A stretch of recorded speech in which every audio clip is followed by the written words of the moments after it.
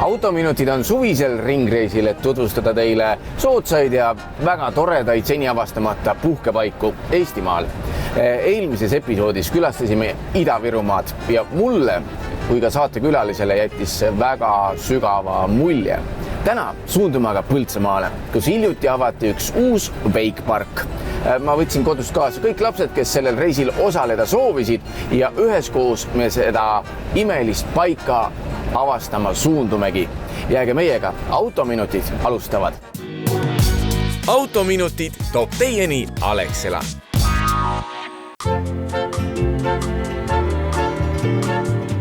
Põltsamaa on üks imeline paik, millest kindlasti paljud Tallinn-Tartu maanteel liiklejad on mööda sõitnud. Aga see on viga. Järgmisel korral varuge aega ja pöörake kindlasti Põltsamaale sisse, sest siin tegemist on oi kui palju. Jalutage Lossi pargis, ületage kõik selle linna 19 silda või mis veelgi imelisem, nautige vaadet kuulsal Roosisaarel.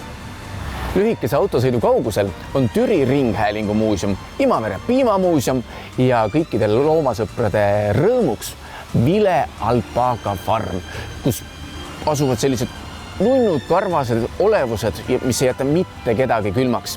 Küll aga tasub sinna eelnevalt ette helistada, et pererahvas teaks, et olete tulemas.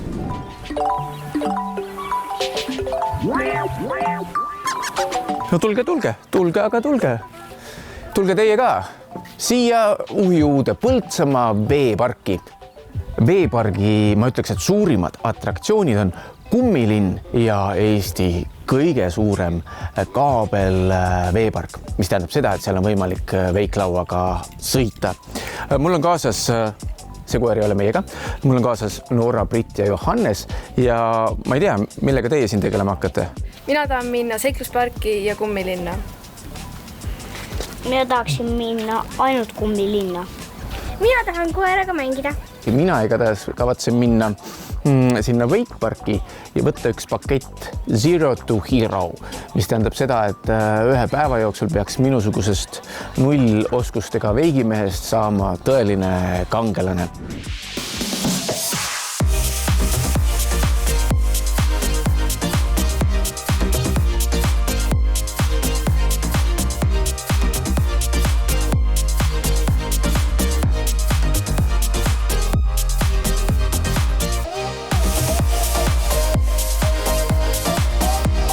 Ma arvan, see on parim meelelahutus vees sel suvel, järgmisel suvel, ülejärgmisel suvel.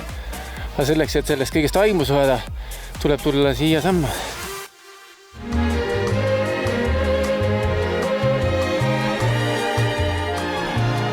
Pärast veikpargis energia kulutamist ei pea keha kinnitamiseks Põltsamaa linna sõitma, vaid head toidud saab kätte veekeskuse peamajast. Veekohvikus on salateid, burgereid, suppe ja magusat, nii et kõht kiirelt täis ja uuesti tegudele.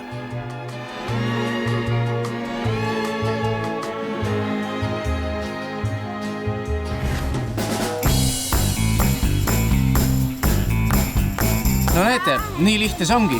Üks päev harjutamist ja õhtuks oletegi meistrid valmis.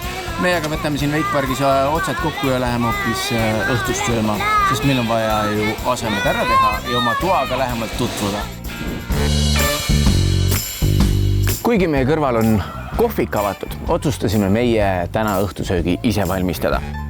Tellisime Baiarist ja Alexelasse omale valmis burgerikomplektid, joogid, jäätised, kõik selleks, et õhtul kõht mõnusalt täis süüa. Nüüd pole muud kui natukene grillida, burgerid kokku lappida ja ongi aeg õhtusöögiks.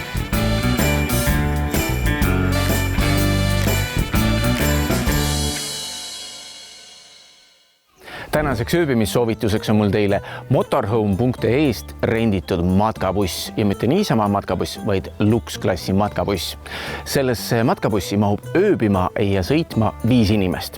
Aga see on kõigest tühi asi selle kõrval, mille kõigega siin matkabussis tegeleda saab. Siin on televiisor, siin on köök, siin on duširuum, WC, kõik mugavused, mida ühel mõnusal perereisil tarvis läheb. Selles autos on linad, rätikud, rääkimata kohvimasinast, kõik olemas. Isegi matkagrill koos aiamööbliga. Nüüd on aga aeg meie tänane reis arvudes kokku võtta ja vaadata, kui kalliks see üks päev meile läks.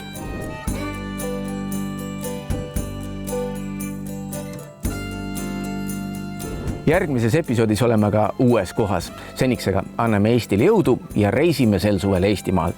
Sellised olid autominutid. Kohtume juba järgmisel nädalal.